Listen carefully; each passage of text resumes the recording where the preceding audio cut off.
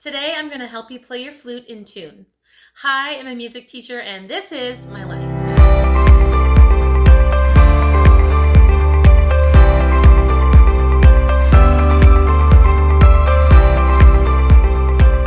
Welcome back to the channel, everyone, and welcome for those of you who might be new here.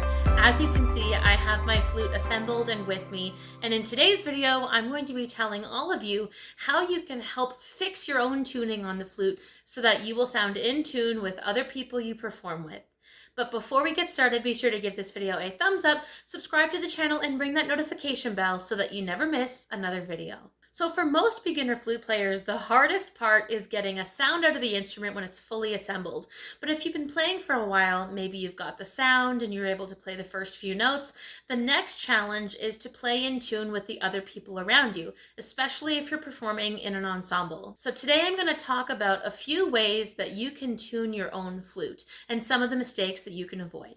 The first mistake that I notice a lot of people do when they're trying to tune themselves is they're trying to tune before they've done a proper warm-up. One of the most important aspects of tuning, in my opinion, whether you play a woodwind or brass instrument, is to make sure you do a solid at least 5, maybe even 10-minute warm-up on your instrument. The reality is that if you are playing an instrument that's part of the woodwind or brass family, the colder it is, the flatter the pitch tends to be. So if I were to tune myself with a tuner or with others before playing, and then 5 to 10 minutes in, I notice that I'm no longer in tune, it's because I tuned prior to warming up. So make sure you give yourself a proper warm-up before doing any tuning. Something else that's important to say here is even if you have tuned with a tuner or with other people around you, you may have to check in with your own ears and make sure that you're staying in tune. So let's talk about some tendencies specific to flute. The first way we can adjust our tuning while we're playing is with the angle or direction of our air. So for example, if I were to play an A, and let's say I think that I'm flat, one way that I could raise it while playing is by angling the air a little bit up. And some people might do this by rolling their flute out a little bit.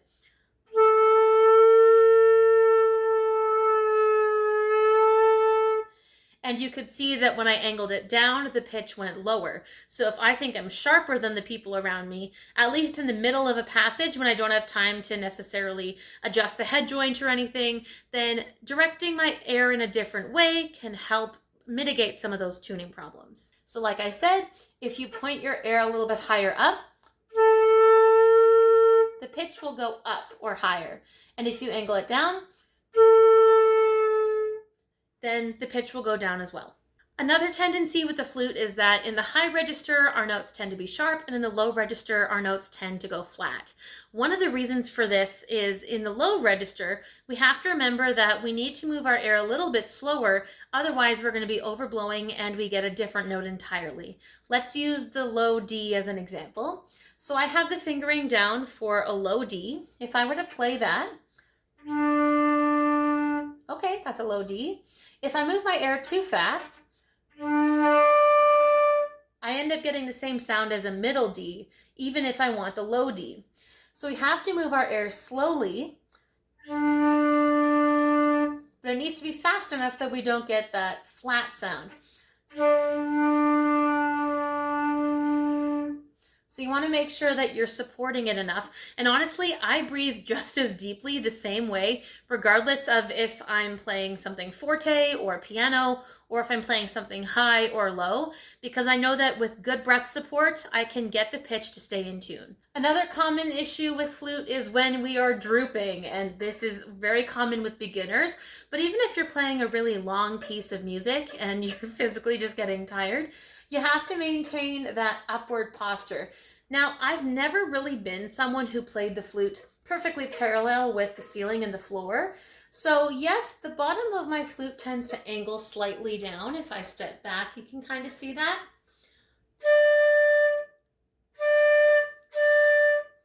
I don't really notice a big change in my sound, but you can definitely start to feel it if you start to droop like this. And of course, your face would need to make sure that it's following the angle of the flute. So make sure that you're not drooping or sagging the end of the flute. You want to try to pick up the energy and stay nice and tall. Now let's talk about the high register. In the high register of the flute, our notes tend to go sharp, and this can happen for a few reasons. Like I said before, it's possible that with your airspeed, if it's moving too fast in the high register, it can actually go sharp. So let's use a high D as an example. If I move my air really, really fast, I notice that the tuning gets a little out and it ends up being sharp. So you want to make sure that your air speed is correct to hit the note, but not to go so fast that you end up being sharp. Another reason why you might be out of tune, and this actually comes down to your embouchure, is that if you're not practicing consistently and if you didn't do a proper warm-up in the register you're playing, then it's possible that if the muscles in your face get really tired, they start to tense and squeeze. And the problem with that is then you actually end up pinching off the sound a little bit.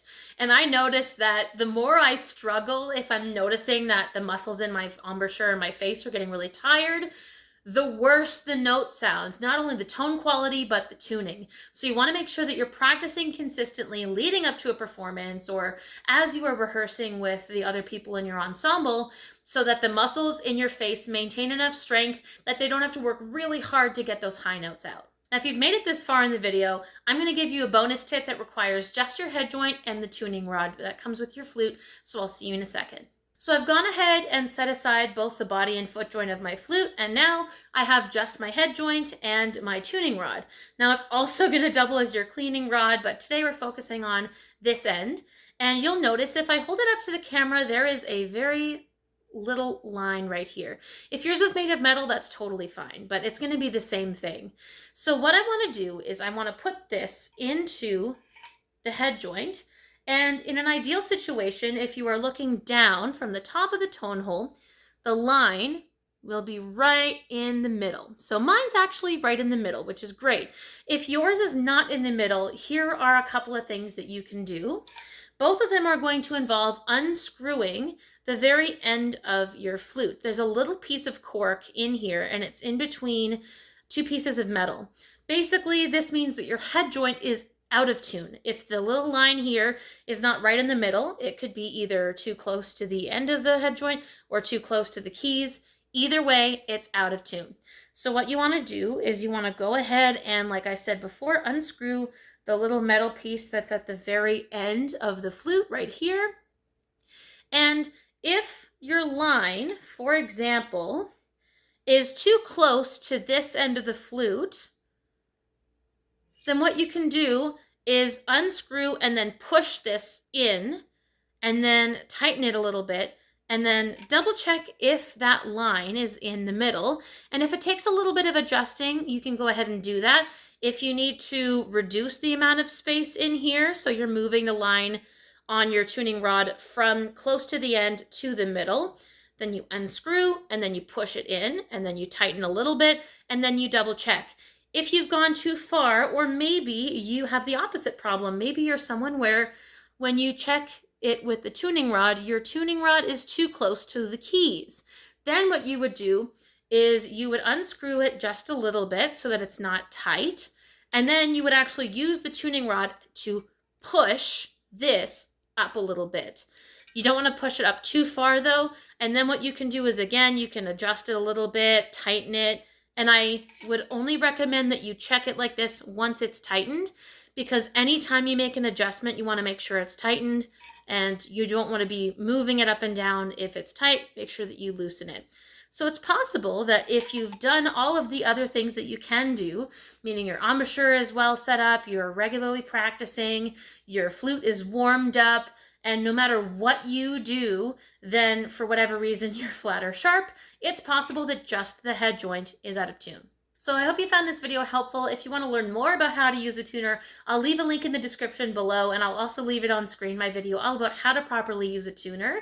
If you found this video helpful, be sure to give this video a thumbs up, subscribe to the channel, ring that notification bell, and give us a follow on Instagram. Let me know in the comments if you found this video helpful and what other kinds of videos you'd like to see on the channel. With all that being said, I'll see you right back on this channel with another new video here